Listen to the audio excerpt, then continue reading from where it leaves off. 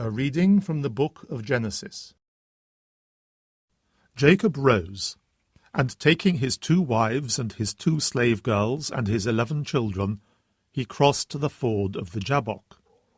He took them and sent them across the stream and sent all his possessions over too. And Jacob was left alone. And there was one that wrestled with him until daybreak, who, seeing that he could not master him, struck him in the socket of his hip. And Jacob's hip was dislocated as he wrestled with him. He said, "Let me go, for day is breaking." But Jacob answered, "I will not let you go unless you bless me." He then asked, "What is your name?" "Jacob," he replied.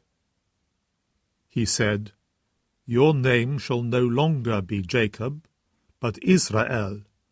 Because you have been strong against God, you shall prevail against men." Jacob then made this request, "I beg you, tell me your name." But he replied, "Why do you ask my name?" And he blessed him there. Jacob named the place Peniel. "Because I have seen God face to face," he said, "and I have survived." The sun rose as he left Peniel, limping because of his hip. That is the reason why to this day the Israelites do not eat the sciatic nerve which is in the socket of the hip, because he had struck Jacob in the socket of the hip on the sciatic nerve. The Word of the Lord.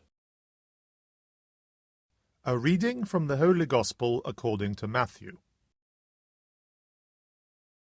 A man was brought to Jesus, a dumb demoniac, and when the devil was cast out, the dumb man spoke, and the people were amazed. "Nothing like this has ever been seen in Israel," they said. But the Pharisees said, "It is through the prince of devils that he casts out devils." Jesus made a tour through all the towns and villages, teaching in their synagogues, proclaiming the good news of the kingdom, and curing all kinds of disease and sickness. And when he saw the crowds, he felt sorry for them, because they were harassed and dejected, like sheep without a shepherd. Then he said to his disciples, "The harvest is rich, but the laborers are few. So ask the Lord of the harvest to send laborers to his harvest." The Gospel of the Lord.